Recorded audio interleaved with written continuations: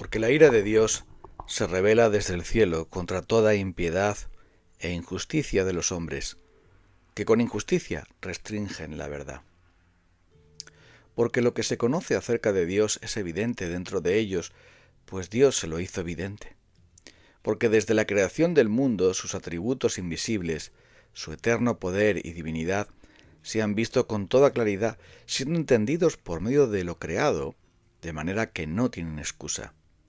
Pues aunque conocían a Dios, no le honraron como a Dios ni le dieron gracias, sino que se hicieron vanos en sus razonamientos y su necio corazón fue entenebrecido. Profesando ser sabios, se volvieron necios y cambiaron la gloria del Dios incorruptible por una imagen en forma de hombre corruptible, de aves, de cuadrúpedos y de reptiles. Por consiguiente, Dios los entregó a la impureza en la lujuria de sus corazones, de modo que deshonraron entre sí sus propios cuerpos, porque cambiaron la verdad de Dios por la mentira, y adoraron y sirvieron a la criatura en lugar del Creador, que es bendito por los siglos. Sabemos que Dios se ha revelado al ser humano. Todos entendemos que si hay un reloj, debe de haber un relojero. Y si hay algo creado, debe de haber un creador. Si hay un diseño, debe haber un diseñador.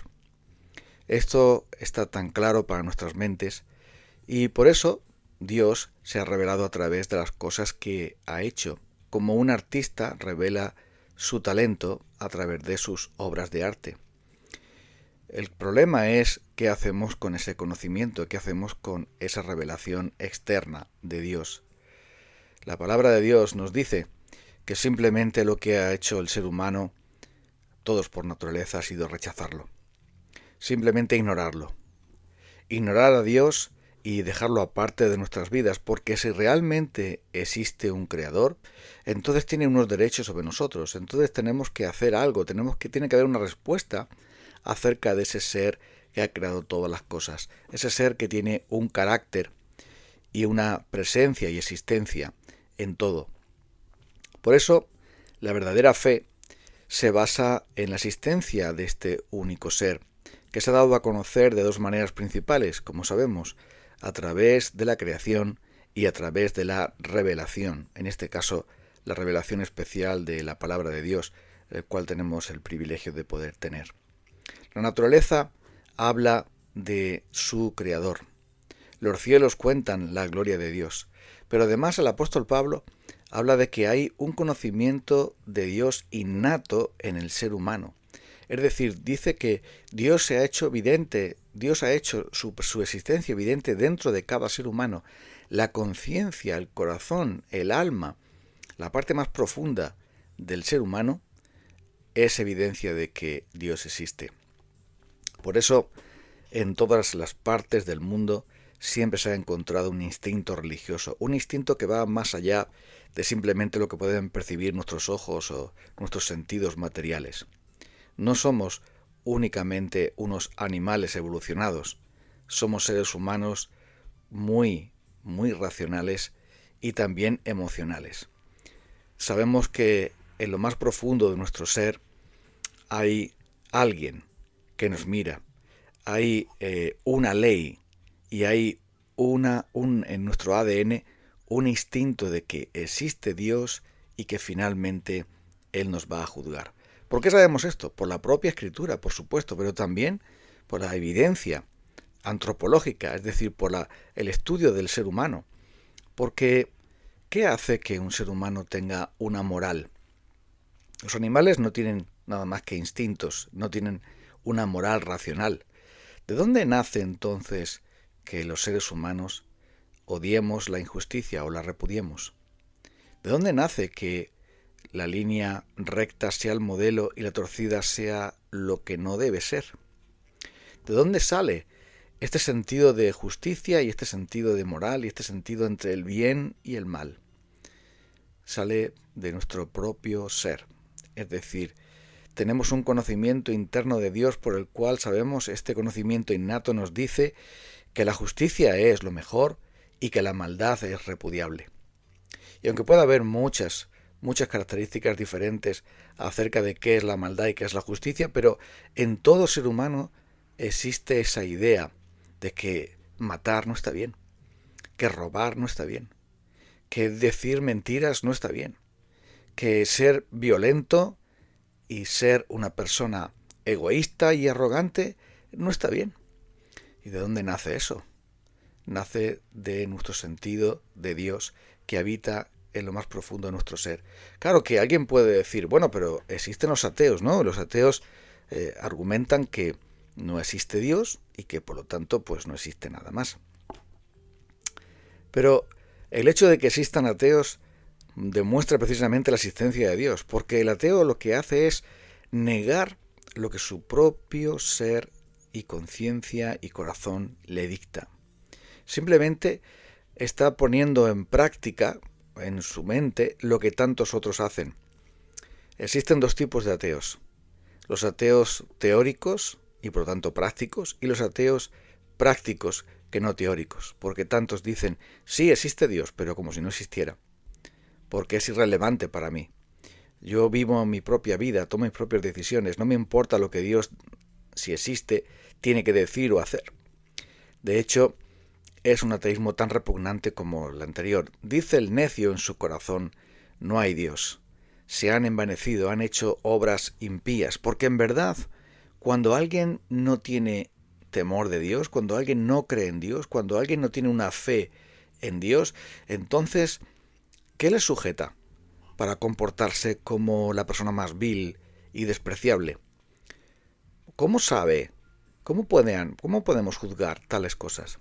Tiene que haber un orden, el orden que Dios ha establecido y revelado en cada ser humano y también, por supuesto, en la revelación. La creación nos habla de la existencia de Dios, pero también tenemos la revelación especial de Dios que nos habla del carácter de Dios, de cómo es Dios. Y Dios no dará por inocente al culpable. Dios no acepta la injusticia, ni la maldad, ni la avaricia, ni la malicia, ni la envidia, ni los homicidios, ni los pleitos, ni los engaños. Nada de eso es aceptable ante sus ojos. Y tampoco lo es ante los nuestros. Por mucho que queramos esconderlo y disfrazarlo, no vamos a aplaudir al mentiroso.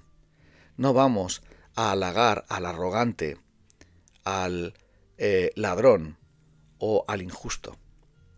Sabemos bien que todo esto proviene de Dios, que lo ha implantado, que lo ha impreso en lo más profundo de nuestros corazones, y por eso en nuestra conciencia, aún las personas más brutales y terribles se dan cuenta de que la maldad no es aceptable, que la maldad, aunque pueda producir placer en algunas personas, finalmente les deja ese resquemor y ese sentido de miseria y suciedad que habita en todo ser humano. ¿De dónde si no viene el fenómeno de la religión?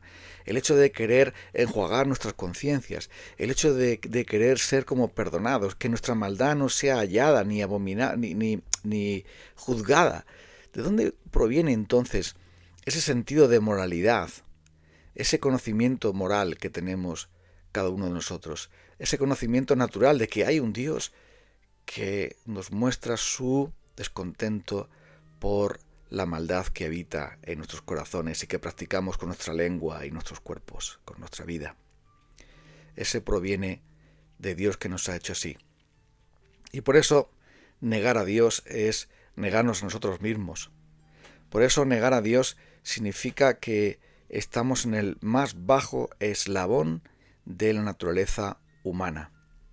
Pero no solamente porque alguien pueda decir no existe Dios, y si alguien dice no existe Dios, está haciéndose un Dios, él mismo está considerándose Dios, porque ¿cómo sabes que no existe Dios? ¿Eres tú omnisciente y omnipresente? ¿Eres tú todopoderoso para saber todo? ¿Para tener conocimiento de todo y la presencia en todo lugar? ¿Cómo sabes tú que no existe Dios? Por supuesto, esto es algo que nadie podría asegurar, ni siquiera los ateos podrían hacerlo, porque un ateo es un creyente en el Dios yo, y un ateo práctico es también un creyente en el Dios yo, porque eso es lo que impera y gobierna en su vida. La palabra del Señor dice que Él ha entregado a este mundo a su propio pecado por no tener en cuenta a Dios. Y la pregunta es, ¿estamos teniendo en cuenta a Dios nosotros? ¿Estamos buscando en su palabra cuál es su buena voluntad para nosotros? ¿O somos como aquellos que, conociendo a Dios, no le honraron como Dios ni le dieron gracias, sino que se hicieron vanos en sus razonamientos y su necio corazón fue entenebrecido? Es fácil decir, creo en Dios, pero luego vivir como si Dios no existiera, como si Dios no contara, como si Dios no hubiera hablado, como si Dios no nos hubiese revelado en nuestros corazones y conciencias, y por medio de su escritura, cuál es su santa voluntad. ¿Y cuál es la voluntad de Dios? Que le amemos a Él con todo nuestro ser y al prójimo como a nosotros mismos. ¿Y de verdad queremos hacer eso? ¿Cuál es entonces el mandamiento de Dios? Que creamos en aquel que ha sido enviado, que creamos en su Hijo Jesucristo y tengamos en él vida eterna, porque todos somos, en un sentido, ateos, cuando queremos simplemente dar la espalda a Dios para vivir nuestra vida a nuestra manera. Por eso necesitamos a Cristo, aquel que nos redime de la maldad de nuestras propias mentes, de la maldad de nuestras propias vidas, de nuestros hechos horribles, de nuestra falta de amor y de nuestro orgullo y egoísmo. Es por eso que necesitamos a Cristo como el único y perfecto Salvador y justicia por la cual podamos ser libres de la acusación de nuestra conciencia, ser libres de la acusación de otros para vivir una vida nueva. Vamos a orar para pedir a Dios su gracia. Señor, gracias porque tú has dejado evidencia clara en lo exterior del ser humano, por la creación, y en el interior de cada uno de nosotros, en nuestros corazones, pero además certificado por tu propia revelación especial de que tú eres el Dios viviente, el Dios santo. Y el carácter tuyo nos lleva a buscarte y nos lleva a reconciliarnos contigo, porque necesitamos tu perdón y una vida nueva, y eso solamente es posible en Cristo Jesús por medio de tu Espíritu Santo. Ayúdanos entonces a conocerte, ayúdanos a vivir para ti, en el nombre precioso de Jesús. Amén. Nos encontramos el próximo día. Dios te bendiga.